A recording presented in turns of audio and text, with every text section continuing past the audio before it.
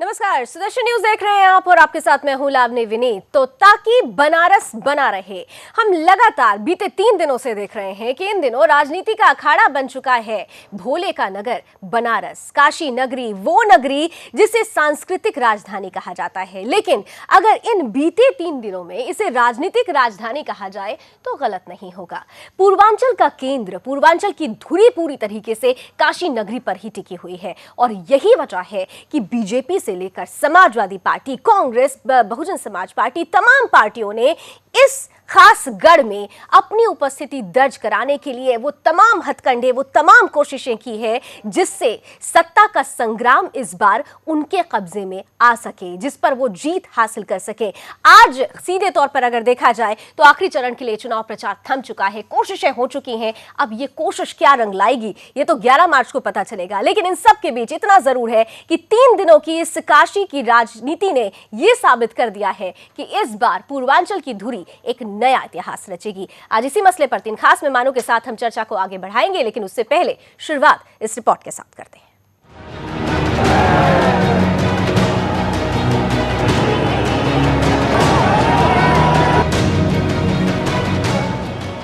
दिल्ली किनारे पश्चिम से शुरू हुआ यूपी चुनाव का 7 चरणों वाला प्रचंड प्रचार पूर्वांचल में खत्म हो गया। यानी नेताओं को जो करना था उसे कर लिया। अब आखिरी चरण की वोटिंग और फिर 2 रोज का सन्नाटा और फिर होगा नतीजे का विस्फोट। हर चुनाव में प्रचार होता है, नेता पिछलकू जमकर अदाकारी भी दिखाते हैं, कई बार जो अब अक्सर ही बन चुका है। जानबूझकर विवाद भी खड़े किए जाते हैं। सारी रस्में उत्तर प्रदेश में लखनवी कुर्सी के लिए भी निभाई गई। लेकिन इस बार भोलेनाथ की नगरी में दिग्गजों का जमावड़ा कुछ हटके, कुछ ज्यादा ही बढ़कर रहा। प्रधानमंत्री नरेंद्र मोदी तो बीजेपी के तमाम दिग्गजों के साथ आखिरी वक्त तक काशी में डटे ही रहे। लेकिन इसके साथ बाबा बुआ और बुआ ने भी सेंधमारी की जी तोड़ कोशिश की। सेंधमारी इसलिए क्योंकि लोकसभा चुनाव 2014 में बनारस पर मोदी का एक छत्र राज कायम हो गया था और भोले की नगरी ने उन्हें सीधे दिल्ली की कुर्सी पर बिठा दिया। बावजूद इसके इस बार वाराणसी प्रचार का ऐसा गढ़ बन गया जैसा वहां इतिहास के पिछले दशकों में नहीं देखा गया। हर पार्टी ने प्रचार में पूरी जान झोंक देने वाले मुहावरे को सच में दिलो जान से निभाया। तो ये साफ था कि बनारस भोलेनाथ के साथ मोदी का भी गढ़ बन चुका था। लेकिन पिछले विधानसभा चुनाव में बीजेपी का ये जलवा नहीं था। लिहाजा बीजेपी को इस बार विधायकी में भी बनारस की पूरी चौधराहट चाहिए। वाराणसी में विधानसभा की 8 सीटें हैं। पिछले चुनाव में बीजेपी के खाते में 3, कांग्रेस, बीएसपी और एसपी के पास 2-2 सीटें गई थी। वही 7वां चरण अपने साथ पूर्वांचल की 40 सीटें समेटे हुए हैं। थोड़ा दायरा बढ़ाएं तो बनारस का केंद्र पूर्वांचल में 6ठे और 7वें चरण की 89 सीटों को सीधे अपने असर से ले रहा था। क्योंकि अब सवाल पीएम का नहीं बल्कि पीएम की साख का है। दूसरी तरफ बाबा बबुआ यानी राहुल, अखिलेश और बुआ यानी सुश्री मायावती की भी जानती थी, अगर बीजेपी को किसी एक जगह हमला करके सबसे ज्यादा चोट पहुंचाई जा सकती है तो वो है बनारस ही है। लिहाजा भोले की नगरी में 3 दिन का भयंकर प्रचार युद्ध चला। बिना शक के इसमें नरेंद्र मोदी की अगुवाई में बीजेपी सबसे आगे रही। हालांकि राहुल, अखिलेश ने तीसरे रोज भी मोदी संयुक्त प्रेस कॉन्फ्रेंस के जरिए मोदी का पीछा करने की कोशिश की, पर आखिरी वक्त पर लड़कों ने पांव पीछे खींच लिए। 2 रोज पहले मायावती भी बड़ी रैली करने के इरादे जाहिर कर चुकी थी। प्रधानमंत्री नरेंद्र मोदी ने प्रचार की अपनी पुरानी शैली कायम रखी। लेकिन इस बार अपडेट होकर एक तरफ वो विश्वनाथ और भैरव के दर पर थे, दूसरा गढ़ काशी विश्वविद्यालय बना तो उन्होंने यादवों और पिछड़ों के आश्रम में भी डेरा डाला। साथ में वर्तमान पीएम ने कांग्रेस के बड़े नेता और देश के हर दिल अजीज पूर्व प्रधानमंत्री लाल बहादुर शास्त्री को भी नमन किया। बीच बीच में बुद्धिजीवियों को भी वो संबोधित करते रहे। बात साफ है, पूर्वांचल के सियासी केंद्र बन चुके बनारस में बह रही सियासी हवा का रुख पिछले 3 रोज में काफी बदला है। हवा का रुख बीजेपी के तरफ करने में प्रधानमंत्री नरेंद्र मोदी सबसे आगे रहे। हालांकि सवाल उठे कि अगर साख मजबूत ही है तो फिर मंदिर मंदिर क्यों? तो बीजेपी का जवाब है, मोदी जहां भी जाते हैं अपनी आस्था बिना झिझक के निभाते हैं, सो वो यहां भी कायम रही। तो यूपी चुनाव में वोट मांगने के हर तरह के विज्ञापन देखे गए, उसमें बेहाली से याराना बनता देखा गया। गुंडा राज और बाहुबलियों के खिलाफ लंबा चला गृह युद्ध लड़ चुके नेता आखिर में बलात्कारी के सवाल पर घिर नहीं पाए। धर्म जात के नाम पर वोट न मांगने के खिलाफ जमकर दलित कार्ड खेला गया। सब कुछ हो चुका है, लेकिन हुआ क्या है? बस 2 रोज की दूरी पर है। सुनील धनखड़, सुदर्शन न्यूज।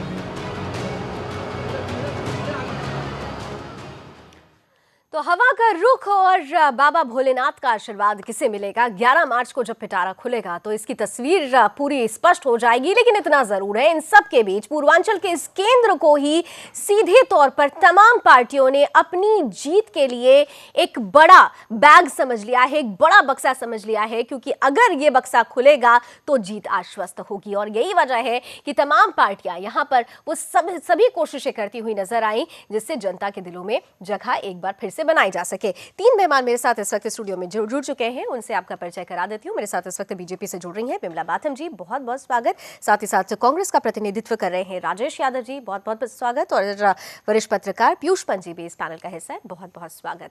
आप तीनों के पास आऊं, आप तीनों से चर्चा शुरू करूं उससे पहले अपने दर्शकों को ये दिखाते हैं कि जब प्रधानमंत्री नरेंद्र मोदी आज तीसरे दिन बनारस में सभा को संबोधित करते हुए नजर आए तो विशाल जन सैलाब किस तरह उनके साथ आवाज में आवाज मिलाता हुआ नजर आया। लाल बहादुर शास्त्री जी उनके निवास स्थान पर जाकर के उनको श्रद्धा सुमन अर्पित करने का मुझे सौभाग्य मिला। जय जवान जय किसान, ये मंत्र घर घर में गूंजा। दशकों के बाद भी आज भी वो मंत्र गूंजता रहा है। ऐसे महापुरुष को नमन करके मैं आपके बीच आया, भाइयों बहनों। और ये मेरा सौभाग्य है कि पूर्वांचल की धरती का जनप्रतिनिधि बनकर के मुझे आपकी सेवा करने का आपने मुझे अवसर दिया है। उत्तर प्रदेश में ऐसी सरकार है जिसे न किसान की परवाह है, न विकास की चिंता है। उसको तो अपनी वोट बैंक को संभालो, बस उन्हीं को दाना पानी देते रहो, उनको खुश रखो। इसमें भेदभाव से भरी हुई है सरकार, उसने किसानों का कल्याण नहीं किया। पूरे हिंदुस्तान में प्रधानमंत्री फसल बीमा योजना का स्वागत हुआ। ये अकेला उत्तर प्रदेश ऐसा है कि जहां पर इतने सारे गांव किसानों से भरे पड़े हैं। यहां का उद्योग खेती है, लेकिन 14% से ज्यादा लोगों का बीमे का काम ये अखिलेश जी की सरकार ने नहीं किया है। भाइयों बहनों, किसान के साथ इससे बड़ा कोई अन्याय नहीं हो सकता है। लोग मारते हैं, यहां नौकरी की रेट बोलते कि नहीं बोलते? इस नौकरी के लिए 2 लाख, इस नौकरी के लिए 3 लाख, इसके लिए 5 होता है कि नहीं होता है? ये सब बंद होना चाहिए, नहीं होना चाहिए? और इंटरव्यू भी क्या होता है? इंटरव्यू क्या होता है? 3 बाबू बैठे होते हैं कमरे में, एक दरवाजे से कोई धक्का मारता है, वो अंदर आता है, किसी को फुर्सत है तो पूछ लेता है नाम क्या है, और दूसरे दरवाजे से निकाल देता है कि 30 सेकंड में पता चल जाए कि ये होनहार है कि नहीं है, ये बेईमानी है कि नहीं है। हमने तय किया हम कोई इंटरव्यू नहीं करेंगे, उसके अपने मार्क के आधार पर उसको नौकरी दे देंगे, गरीब को भ्रष्टाचार से मुक्ति दिला देंगे। हमने अखिलेश जी को कहा कि भाई आप भी लागू करो, उन्होंने लागू नहीं किया। क्यों? क्योंकि उनको तो भेदभाव करना ही करना था। तो विपक्षियों पर निशाना साधते हुए नजर आए प्रधानमंत्री। और उधर क्योंकि चुनाव का आखिरी दौर है और आखिरी चरण में चुनाव प्रचार भी पहुंच चुका था, तो बीएसपी सुप्रीमो मायावती भी सामने आई और उन्होंने किस तरीके से विरोधियों को 2-4 जवाब दिए हैं, उस पर भी एक नजर। आज मैं आप लोगों को पहले से ही एडवांस में ये बता देना चाहती हूँ कि बीएसपी की इस चुनाव में भारी बहुमत के साथ ही अपनी अकेले ही पूर्ण बहुमत की सरकार बनने के लिए जा रही है। और अब बीजेपी व सपा कांग्रेस गठबंधन इस चुनाव में केवल दूसरे व तीसरे नंबर पर आने के लिए ही ये एक दूसरे से ये चुनाव लड़ रहे हैं। इसलिए बीजेपी ने उनको ये मालूम है कि वो जो उनका सपना था सरकार बनाने का, वो चकनाचूर हो गया। तो दावे बड़े बड़े हैं कि सपना तो मायावती का पूरा होने वाला है, बीएसपी की सरकार आने वाली है। अब सरकार किसकी आएगी इसके लिए तो बहरहाल 11 मार्च का इंतजार होगा, लेकिन इन सब के बीच इतना जरूर है कि कोशिशें सभी ने की है इस जीत को हासिल करने के लिए। चलिए मेहमानों के पास चलते हैं। सबसे पहले मैं विमला बाथम जी के पास आऊंगी। विमला जी, हम अगर थोड़ा सा इतिहास पलट कर देखें तो हम देखते हैं कि जो बीते 3 दिनों में काशी एक राजनीति का केंद्र बन गया, या यूं कहें, हमने पहले ही कहा कि सांस्कृतिक राजधानी नहीं, राजनीतिक राजधानी भी एक तरीके से बन गई। ये इतिहास में बीते समय में अभी कभी ऐसा नहीं हुआ है कि खास तौर से 3 दिनों तक एक ही जगह पर, वो भी प्रधानमंत्री वहां मौजूद रहे। क्या ये जीत का पूरी तरीके से अब एक आश्वस्त है आप लोग कि हम जीतने ही वाले हैं, या जो विरोधी कह रहे हैं कि डर है? देखिए, वो बनारस जो है वो इसलिए प्रधानमंत्री के लिए स्पेशल है क्योंकि वो उनका संसदीय क्षेत्र है। अब ये बात बताइए कि संसदीय क्षेत्र में, इसका मतलब जो विधायक वहाँ के हैं वो सब उनके विधायक हैं ना, उनके संसदीय क्षेत्र के विधायक हैं। और पहले ही आपको शायद ध्यान होगा कि पहले ही हमारे मोदी जी ने, और हमारे मोदी जी क्या सभी पार्टियाँ अपने अपने सांसदों को लगाती हैं चुनाव प्रचार में। वो अलग इत्तेफाक की बात है कि इस बार किसी के सांसद है नहीं यूपी में, लेकिन जब होते हैं सब लगाती हैं। तो हमारी पार्टी ने भी सारे सांसदों को लगाया है, और सांसद होने के नाते मोदी जी ने इस अभियान को लिया और जीत सुनिश्चित हो, इसमें दो राय नहीं है। इसलिए मोदी जी 3 दिन तक मोदी जी ने प्रचार किया। लेकिन जो विरोधी हैं वो लगातार कह रहे हैं कि ये तो एक कहीं ना कहीं से डर है मैं कि बता 40 से आप 3 पे थे, लेकिन 3 को आप बढ़ाएंगे कैसे, 3 कहीं खो ना जाए, ये उसका डर है। देखिए, अभी 8 मिलने वाली हैं, और इसीलिए मोदी इतना प्रयास कर रहे हैं। और मोदी हमारे यहाँ चूंकि कोई चेहरा है नहीं, मोदी जी ही हमारे चेहरे हैं।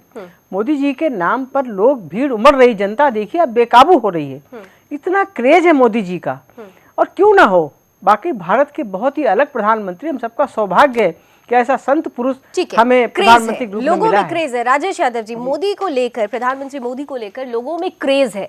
वो क्रेज राहुल गांधी या अखिलेश यादव के लिए क्या आप देख पा रहे हैं? और खासतौर से उस समय जब इन 3 दिनों में हमने अखिलेश यादव और राहुल गांधी को भी देखा कि वो पूर्वांचल के इसी केंद्र में मौजूद रहे।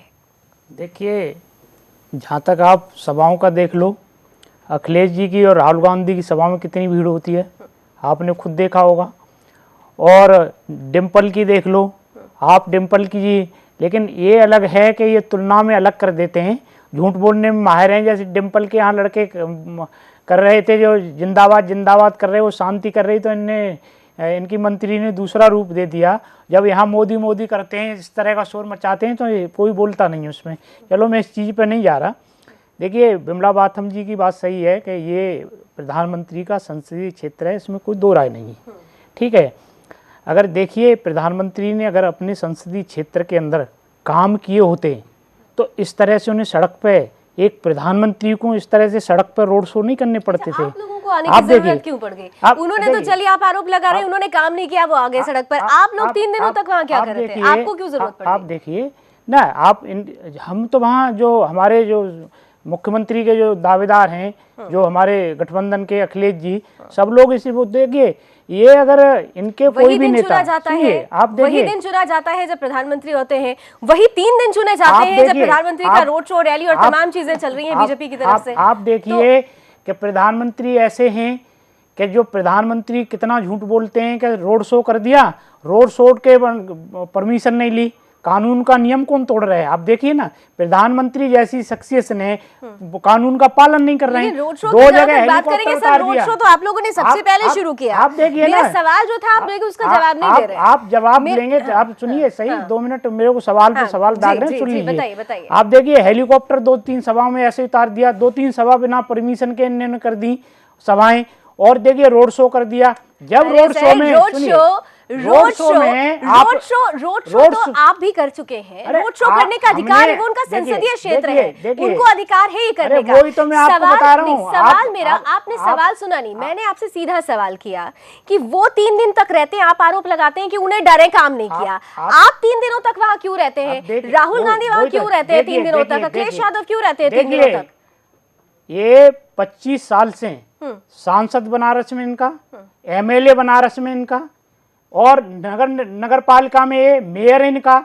इतने दिन के बाद 25 साल में वहां कोई विकास नहीं कर पाए। 25 साल कंटिन्यूस रहने के बाद सफाइयों का गंदगी के ढेर लगे हुए हैं। और आप लोगों के गठबंधन ने क्या किया? कांग्रेस की अगर मैं खास तौर से बात करूं, आपने तो मजबूरी में आपने तो गठबंधन भी कर लिया। आपको 27 साल नहीं, जब प्रधानमंत्री की साल बेहाल के बाद आप वहां धज्जियां खोलने लगे तो आप क्वेश्चन दाग देते हैं। पहले सुन तो लें, एक मिनट।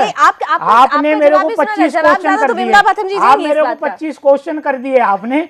विमला मातम से 2 क्वेश्चन करे और ध्यान से सुना।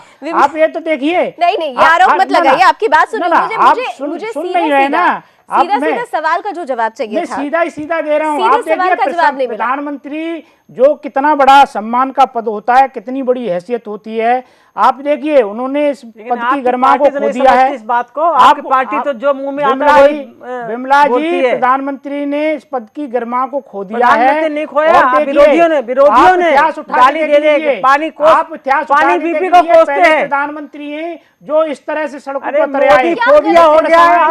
गलत राजेश जी, पीयूष जी के पास आती हूँ। पीयूष जी, ये जो एक अलग तरीके की बहस छिड़ गई है, एक बहस ये है कि प्रधानमंत्री को नहीं उतरना चाहिए, उनका संसदीय क्षेत्र है, उनका अधिकार है, किसी भी संसदीय क्षेत्र के प्रतिनिधि का अधिकार है कि वो जाके लोगों से मिल सकता है। हाँ पीयूष जी, अब सवाल ये है कि 3 दिनों तक तमाम पार्टियों के लिए पूर्वांचल की ये जो धुरी है, काशी नगरी है, वो 3 दिनों तक गढ़ पूरी तरह से राजनीति के रंग में रंगा रहा। क्या वाकई आपको लगता है कि इतिहास जो बदलने वाला है, ये पूर्वांचल की यही 40 सीटें इतिहास बदलेंगी और यही वजह है कि तमाम पार्टियां एक साथ एकजुट होकर यहाँ उतर गई हैं, इंक्लूडिंग प्रधानमंत्री? देखिए रावणी जी, दरअसल अभी तक जो चुनाव हुए हैं, अभी तक कोई भी पार्टी अभी ये कॉन्फिडेंट नहीं है कि वो जीतने जा रही है, नहीं जीत जा रही है। इसीलिए मुझे लगता है कि ये जो अंतिम चरण है जिसमें 40 सीटें हैं, वो बहुत महत्वपूर्ण बन जाती हैं, क्योंकि यही मुझे लगता है कि कहीं ना कहीं फैसला करेंगी कि कौन सत्ता पे आने जा रहा है।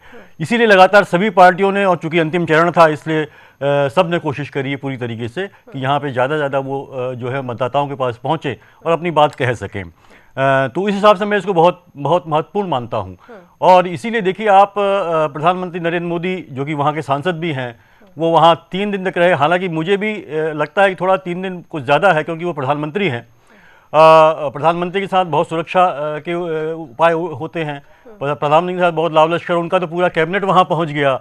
जबकि आप एक राष्ट्र के अध्यक्ष हैं, आप राष्ट्र के प्रधानमंत्री हैं, बहुत से ऐसे मसले होते हैं जो आपको दिल्ली में बैठ के उनको ध्यान देना होता है।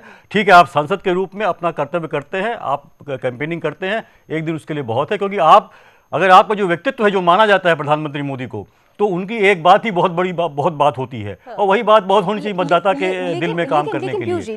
लेकिन मैं बताऊं आपको, एक बात और बताता हूं, वो इसलिए वहां पे रुके हैं क्योंकि देखिए, क्योंकि जिस तरह के जो मतदान हो रहा है और जिस तरह लगातार प्रतिशत घटता जा रहा है, जो कि भाजपा को उम्मीद थी कि नहीं ज़्यादा होगा, वो नहीं हुआ है, तो कहीं ना कहीं आशंका भाजपा के अंदर बैठ चुकी थी कि उनकी हालत भी खस्ता है, उनको वो नहीं, इसीलिए प्रधानमंत्री को लाया गया। प्रधानमंत्री 3 दिन वहां रुके हैं और तमाम तरह के जो भी सांकेतिक जो करते हैं जनता के साथ एक संपर्क स्थापित करके जनता के दिल में उतरने के लिए मंदिरों में जाना, शास्त्री जी के यहाँ जाना।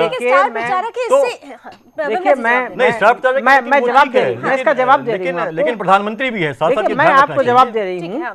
प्रधानमंत्री से पहले वो सांसद भी है, आप ये भी देखिए। सांसद कितनी बार आए हो वहाँ, आप देखिए, सांसद के साथ वो प्रधानमंत्री भी है, ये ज्यादा महत्वपूर्ण है। प्रधानमंत्री की जिम्मेदारी उनके साथ है। चुनाव में है तो ठीक है, लेकिन वो जो स्टार प्रचारक अगर है, तय आप नहीं करेंगे ना। नहीं, मेरा कहने का मतलब ये है कि स्टार प्रचारक है, और जो उनका स्टेटस है, या जो उनका जवाब आप सुन लीजिए, उनका जवाब मैं जवाब दे रही हूँ आपको। स्टेटस तो आदमी स्वयं तय करता है। स्टेटस उस दिन आप लोग नहीं कुछ बोलते हैं जब राहुल गांधी खून का सौदागर कहते हैं, और इस तरह से उन्हें इस तरह गाली गलौज करके, और सिर्फ एक मोदी फोबिया ऐसा है, पानी पी गाली देते हैं, उस पर जनता आप लोग क्यों नहीं रिएक्शन देते हैं कि पीएम की गरिमा को बनाए रखें, उन्हें ऐसे शब्दों का प्रयोग ना करें उनके प्रति। मैं देखती हूँ थोड़ा सा डाइवर्ट हो रहे हैं, पार्टी इस चीज को नहीं उठाती, ना कोई हमारे लोग उठाते हैं। थोड़ा सा डाइवर्ट हो रहे हैं हम लोग। हम बेसिकली बात करने के लिए आज बैठे हैं कि पूर्वांचल की जो दूरी है। मैं लावणी जी उसका जवाब एक मिनट, एक छोटा सा ब्रेक का वक्त हो रहा है विमला जी, लौटूंगी तो आपके पास ही आऊंगी, और जब लौटूंगी तो ये भी जानने की हम कोशिश करेंगे कि आज जो बड़ी टक्कर हो रही है, समाजवादी पार्टी की सरकार थी तो वहां पर लॉ एंड ऑर्डर की क्या हालत थी, हमने देखा गायत्री प्रजापति के साथ क्या कुछ हो रहा है वो हम देख रहे हैं, यही कुछ हालत बहुजन समाजवादी पार्टी के साथ भी थी। आखिर इन सब के बीच बीजेपी अगर उठकर सामने आ रही है तो क्या वाकई जो जन समर्थन है, जो भीड़ दिखाई दे रही है, जो रैलियों में भीड़ दिखाई दे रही है, वो वोट में तब्दील होगी? इस छोटे से ब्रेक के बाद।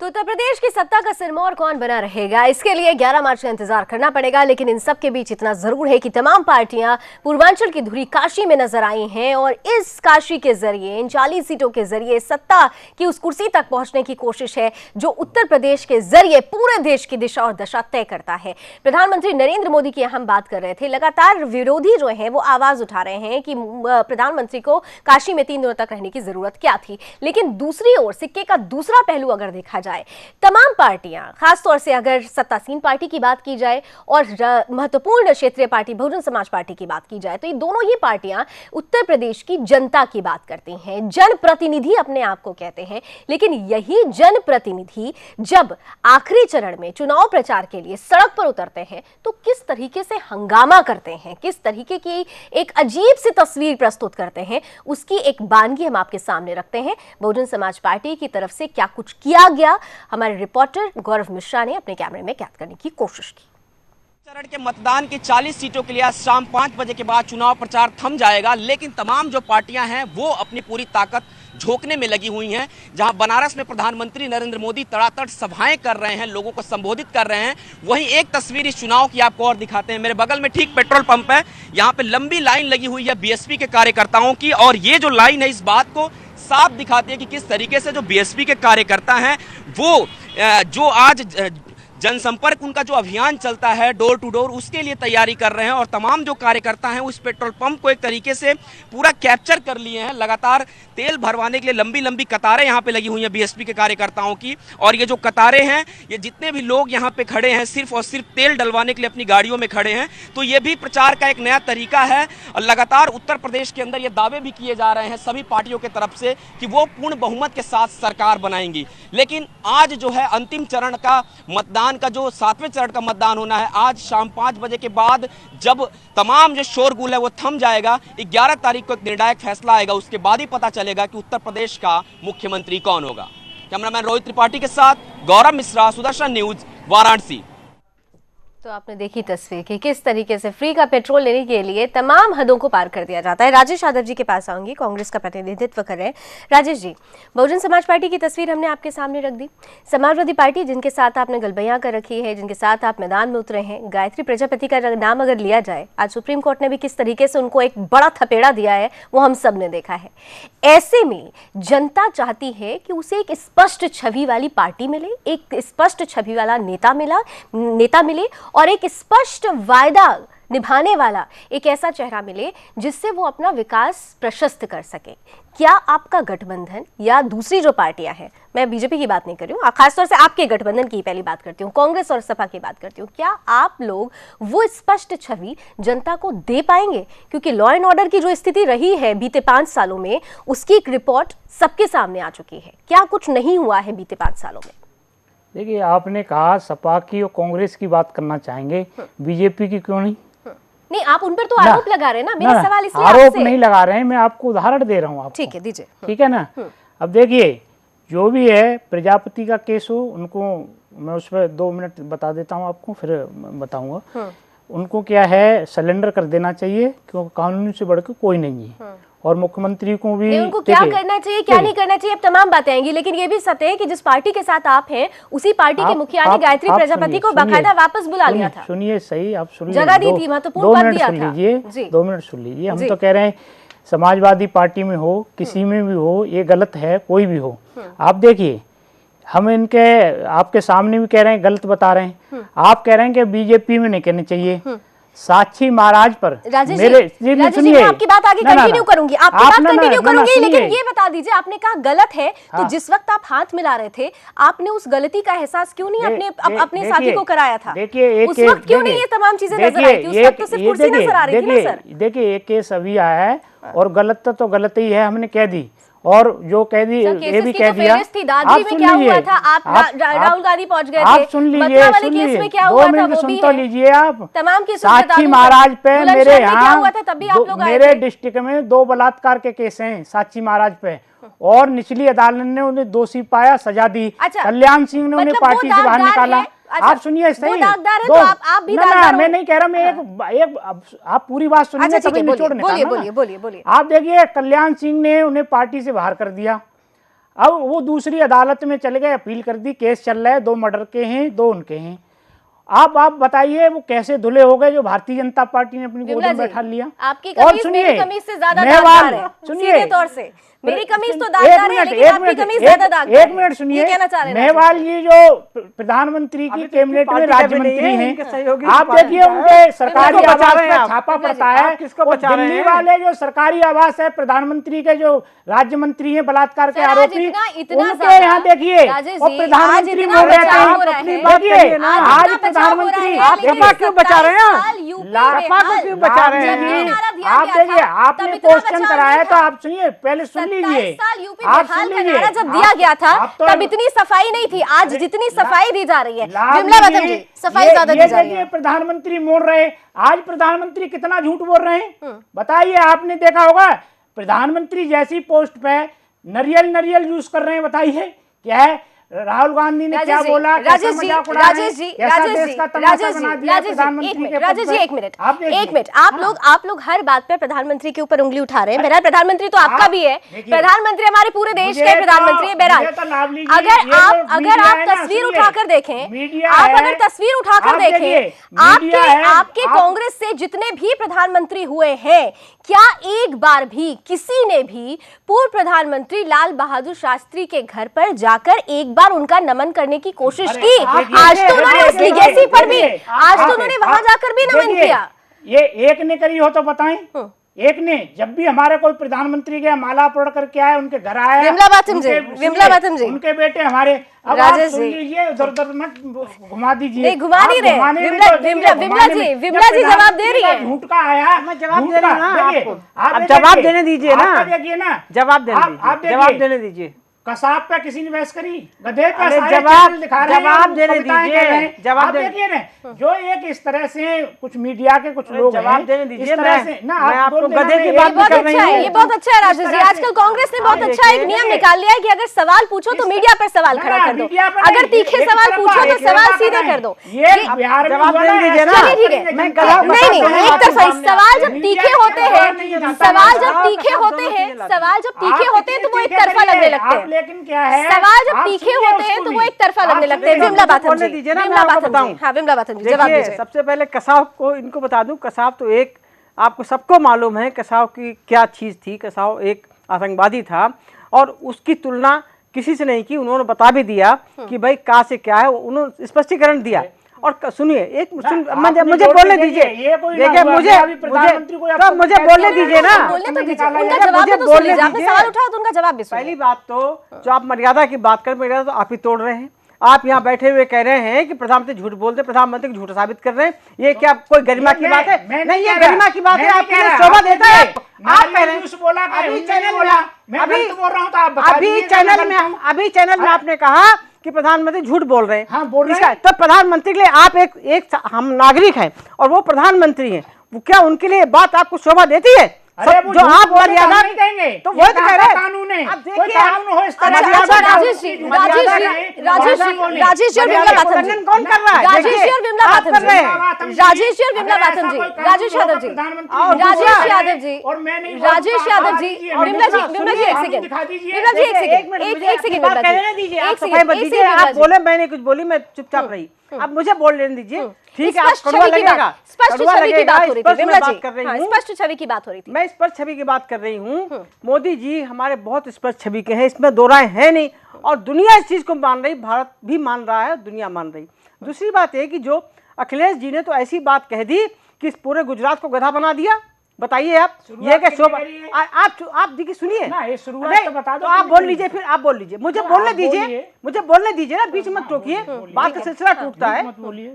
तो आप बताइए, शुरुआत जिसने की, हम शुरुआत की बात नहीं कर रहे। शुरुआत नहीं तो आप करिए, शुरुआत की बात आप कर ही रहे ना, वो तो आप करेंगे ना। अच्छा, हम तो विमला अपनी जी, बात कहेंगे। विमला जी, सुनिए, हाँ। दूसरी बात ये कि आप लोगों को मिर्चें क्यों लग रही सबको, और तीसरी बात ये कि वो उनका प्रजापति तो उनका है आदमी, आप सब सहयोगी हैं। पता नहीं चुनाव के बाद सहयोग खत्म भी हो जाए। इतनी मिर्चें आप लोग क्यों ना, लग रही हम हैं? प्रजापति आप लोग कर रहे हैं, आपका भी सबको, पूरी पार्टी को मिर्चें लग रही हैं, दोनों का ही पता विरोध नहीं कर रहे हैं। कैसे। अच्छा, पीयूष जी, मैं आपके पास आप आती हूँ। गलबहियां डाल चलिए, रहे, बातों की मर्यादा, बातों की, राहुल गांधी बातों कहते थे, शब्दों की मर्यादा। राहुल गांधी कहते चलिए, थे, विमला जी और राजेश यादव, कुछ नहीं हुआ। विमला जी और राजेश यादव जी, विमला जी और राजेश यादव जी, दरअसल एक कहावत है ना कि सियासत की चाबी जब आती है ना तो अक्ल अपने आप आ जाती है, लेकिन इस वक्त राजनीति ऐसी है कि अक्ल कहाँ जा रही है समझ में नहीं आ रहा। मैं पीयूष जी के पास जा रही हूँ। ठीक है, बोलिए बोलिए, 5 सेकंड सर, 5 सेकंड। मैं एक मिनट और बोल लूं।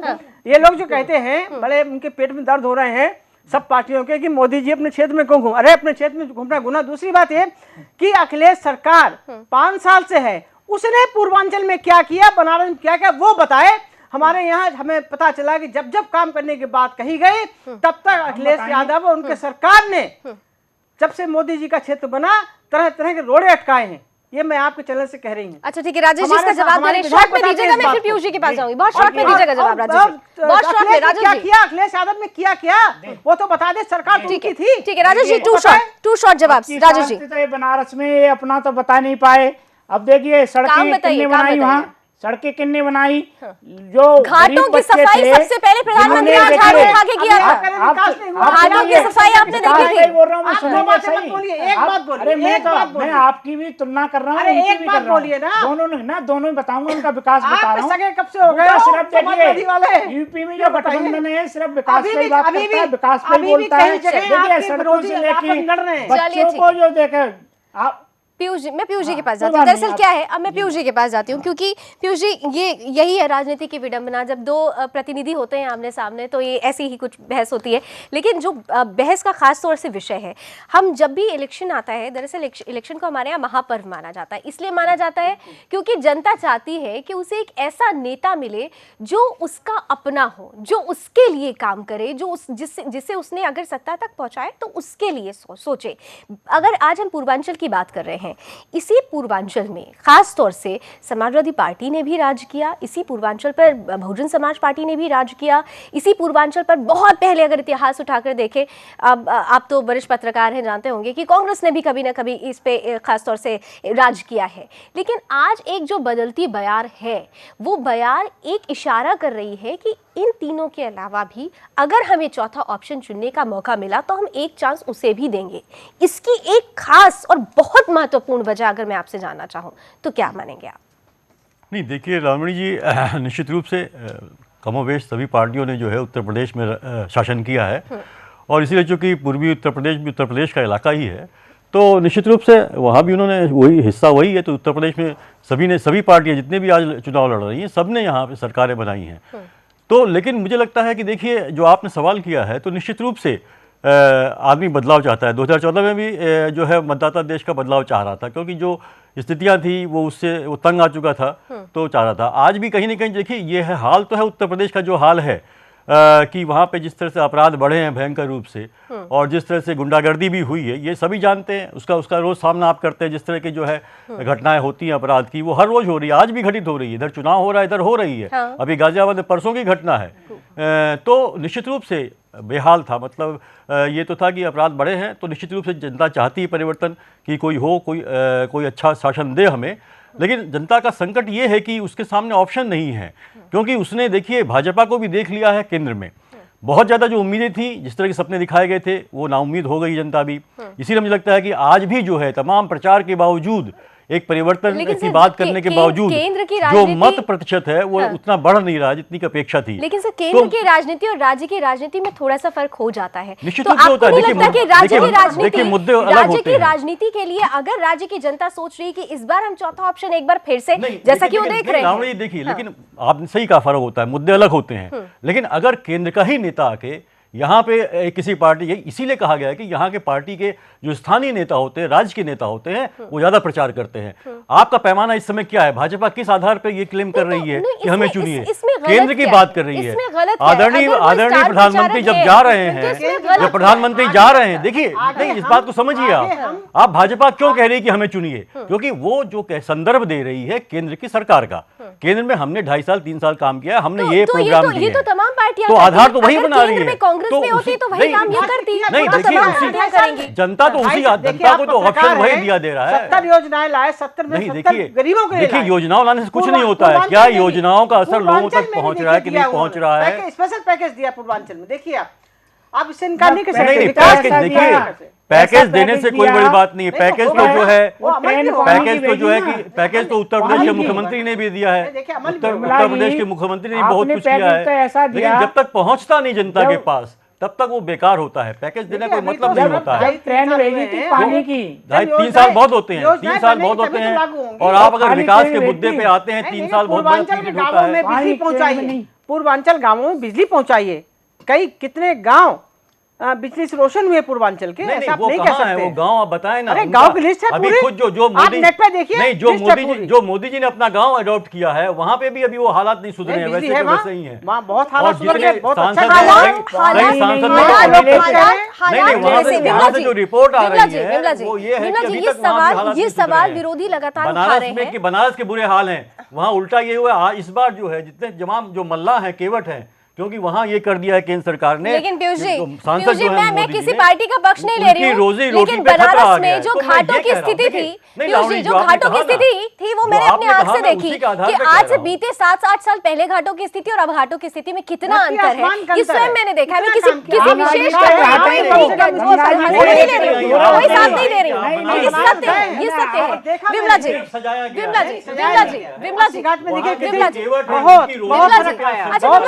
घाट पूरे साफ हो गए हैं। रोजी रोटी है केवटों की, वहाँ उसमें संकट आ गया है, क्योंकि वहाँ पे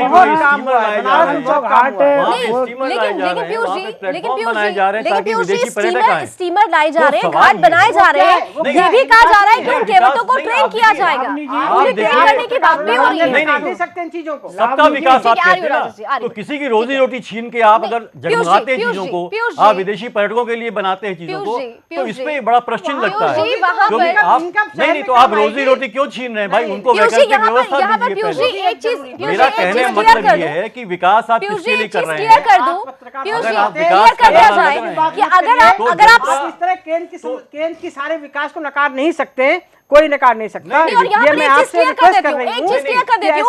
पीयूष जी बार में स्टीमर की बात कर रहे हैं, तो उन स्टीमर्स में जो केवटों की आप बात कर रहे हैं, जिन नाविकों की बात कर रहे हैं, एक मिनट में विमला जी मैं क्लियर कर देती हूँ पीयूष जी को कि जिन नाविकों की बात हो रही है, आपको भी याद होगा सर कि पहले ही उन्होंने प्रधानमंत्री की तरफ से, तमाम नेताओं की तरफ से कहा गया था उन नाविकों को ट्रेन किया जाएगा ताकि वो आधुनिक नावों को चला सके। ऐसा नहीं है वो हो, ठीक है विमला जी, आप विमला जी जवाब दें। विमला जी नहीं, इसीलिए उन्होंने अपनी पार्टी बना के इस बार वो चुनाव में उतरे हैं, कुछ हुआ नहीं, जो वादे किए वही मैं कह रहा हूँ। तो जनता के पास जो बहुत ऑप्शन नहीं है, विकल्प नहीं है, उन्हीं में चुनेगी, उन्हीं में वोट दे रही है। चुनौती बड़ी है। पीयूष जी कोई दावा कर रहे हैं, भाजपा दावा कर रही है, सपा दावा कर रही है, कांग्रेस दावा कर रही है, कहने की कोशिश करें कि चुनौती बड़ी है। तो ये कि अभी तक ये दोनों पार्टियां बारी बारी सत्ता में थी, सपा और बसपा, हम कांग्रेस की बात नहीं कर रहे, दोनों बारी बारी सत्ता में थी और इतने बरस सत्ता में रही। और कांग्रेस सही तो हम तो कभी रहे नहीं सत्ता में, बीजेपी तो पहली बार सत्ता में आ रही है। मैं आपको बता दूं 8 सीटों हम जीत रहे हैं। और इसीलिए तो रहे थे, कल्याण सिंह तो यहीं थे मुख्यमंत्री थे, राजनाथ सिंह यहाँ थे मुख्यमंत्री थे। आप ऐसी बात कर रही हैं कि हम रहे नहीं सत्ता में। पुरानी बात क्या होता है भाई? आप रहे तो हैं। बदलती बयार की बात कर रही हूँ, आपने क्या किया? आपने भी उनकी बात सुन लीजिए। आप तो बीजेपी विरोधी लग रहे हैं मुझे। एक मिनट मुझे लग रहा है ना, नेगेटिव बात मत करिए। एक भी अच्छी बात नहीं की, आप बताइए, मैं आपसे पूछती हूँ क्या एक भी बात अच्छी की? आपने किया ना, सपा ने किया, मोदी जी ने कांग्रेस ने किया, काम अच्छा किया। विमला जी, चलिए पीयूष जी, विमला जी को उनकी बात रखने देते हैं, उनकी बात रखने दें। विमला जी सवाल ये है, मोदी जी ने भाषणबाजी करी और कुछ काम तो किया नहीं, फिर तो किसी को राहत नहीं मिली है। विमला बातन जी, अब दरअसल महत्वपूर्ण अब ये हो जाता है, विमला जी अब दरअसल महत्वपूर्ण ये हो जाता है, ऐसा बोलने की आपको नहीं होगी क्योंकि आप बीजेपी भाजपा नहीं है, आप साबित करेंगे। पर्सनल ना हो, हमारी आंखें बंद नहीं ना, हमारे कान विमला बंद, सब देखते हैं। मोदी जी क्या कहा, आप बताइए 70 स्कीमों, 70 एक मिनट मुझे देश में सिर्फ हिंसा बढ़ी है। आप सुनिए, देश में सिर्फ हिंसा बढ़ी है, गरीबी बढ़ी है, हिंसा बढ़ी है, अशांति बढ़ी है। पीयूष जी एक मिनट, विमला जी को भी बोलने देते हैं, उनकी बात सुन लीजिए कि क्या कुछ सुनिए ना। जब आप नेगेटिव बोल रहे हो तो मैं आपको बताती हूँ ना। मैं नेगेटिव नहीं बोल रहा हूँ। अरे आप तो बहुत जो हो रहा है, जो ऑब्जर्व मैं कर रहा हूँ, जो मैं ऑब्जर्व कर रहा हूँ,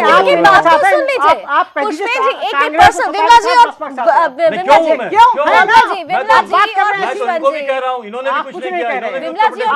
आप तो मोदी जी के पीछे लगे हुए हैं। अपराध प्रदेश बना दिया। मैं तो पहले ही कह रहा हूँ।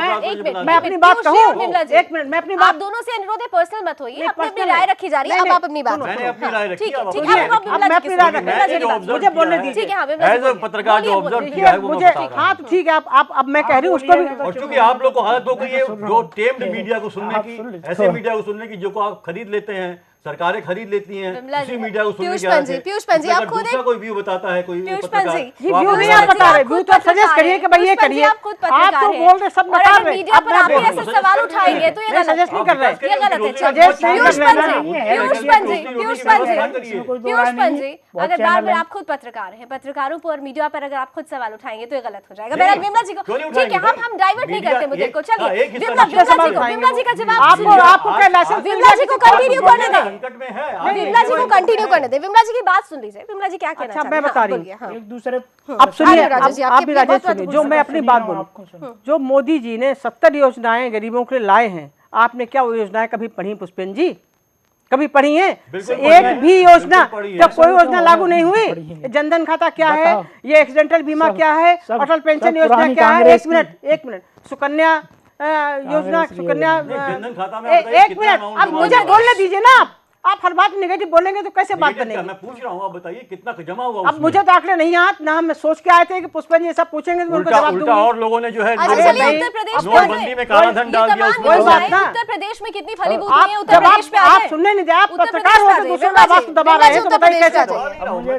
आप दबा रहे हैं ना, आप विमला हमारे जी, सामने सही मत करिए, विमला जी और हम पीयूष बहुत पंजी। सही है और हम जो पूछ विमला रहे हैं जी, उसका जवाब आप दे विमला जी, दीजिए। उत्तर प्रदेश पे आ एक जाइए, राजेश उत्तर प्रदेश पे जो आ मैं जाइए। पूछ रही हूँ उसका जवाब दे दीजिए।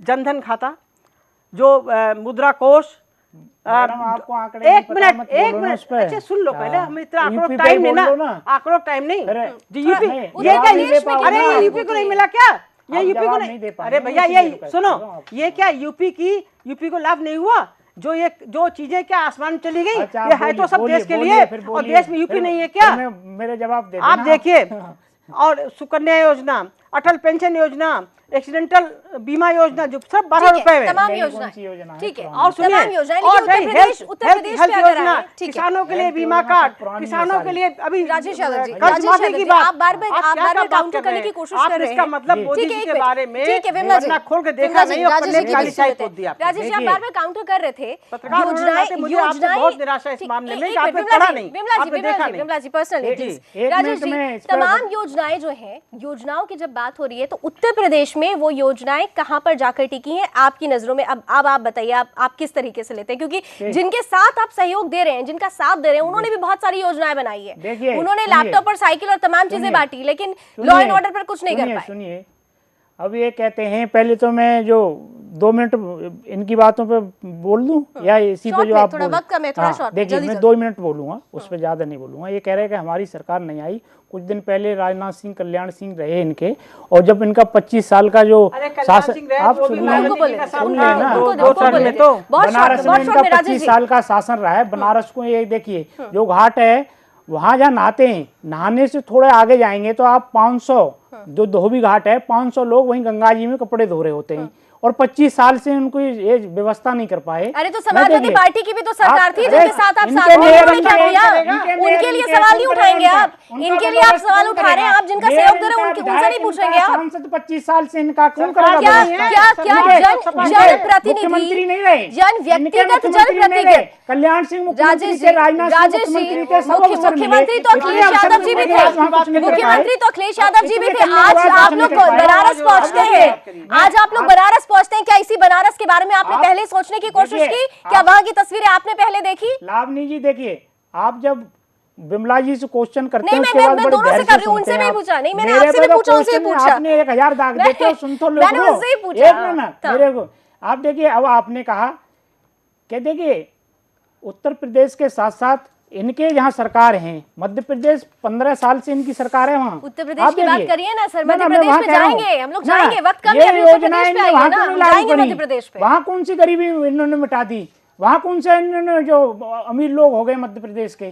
देखिए, कहने में करने में ठीक है, इस समय इलेक्शन चल रहा है, लेकिन नीचे के स्तर के देखो, कोई नेता बोले, झूठ भी बोल ले तो चलता है। देश के प्रधानमंत्री को बहुत ऐसी चीज़ें हैं उनको नहीं बोलना चाहिए। मेरी बात इनको, बिमला जी को बुरी लगेगी। देखिए, प्रधानमंत्री एक सभा को संबोधित कर रहे हैं, वहाँ 18 साल के, 20 साल के, 22 साल के बच्चे हैं। अगर वो कोई गलत बात में मैसेज कहे कि प्रधानमंत्री ने झूठ बोला, तो बच्चों को क्या शिक्षा दे रहे हैं, क्या उन पर असर जाएगा? और देखिए, आप एक बार कोई गलत चीज बोल देंगे, और कांग्रेस क्या कर रही है? आप बता दीजिए ना, बताइए क्या गलत बोला? आपकी भूमिका है, आपकी भूमिका है, लेकिन कांग्रेस क्या कर रही है? आप बताइए, कांग्रेस ने क्या किया? आज अगर कांग्रेस ने किया होता तो तमाम राज्यों में सिमट कर 29 से किस तरीके से वो धीरे धीरे घटती गई, घटती नहीं। सुनोगे आप? 2014 में 44 पे आ गए थे आप सर। आप आंकड़े तो गिनारे इनकी तो 2 थी, क्यों भूल जाते हैं इस चीज को? आप ये देखिए, उसके बाद प्रचंड बहुमत था, उसके बाद प्रचंड बहुमत था। चलिए, वक्त खत्म हो रहा है, चलिए वक्त खत्म हो रहा है, राजेश जी वक्त खत्म हो रहा है। चलिए, बहुत बहुत शुभकामनाएं आपको भी, बहुत बहुत शुभकामनाएं बीजेपी को भी, क्योंकि आखिरी चरण का चुनाव अब हो जाएगा और 11 तारीख को हम और आप फिर यहीं बैठेंगे और तब पिटारा खुलेगा तो और बड़ी बड़ी बातें करेंगे। बहरहाल बहुत बहुत शुक्रिया बिमला जी, बिल्कुल समय, बिल्कुल ये माफी चाहती हूँ, बिल्कुल माफी चाहती हूँ। बहरहाल उत्तर प्रदेश में अब क्या रंग बदलने वाला है, क्या कुछ होने वाला है, बस कुछ दिनों का इंतजार कीजिए। ये इंतजार खत्म होगा, तस्वीर बदलेगी, इसी उम्मीद के साथ बहुत बहुत शुक्रिया आप सभी मेहमानों का और आप दर्शकों का भी। देश दुनिया की तमाम खबरों के लिए आप जुड़े रहिए सुदर्शन न्यूज के साथ। जय हिंद।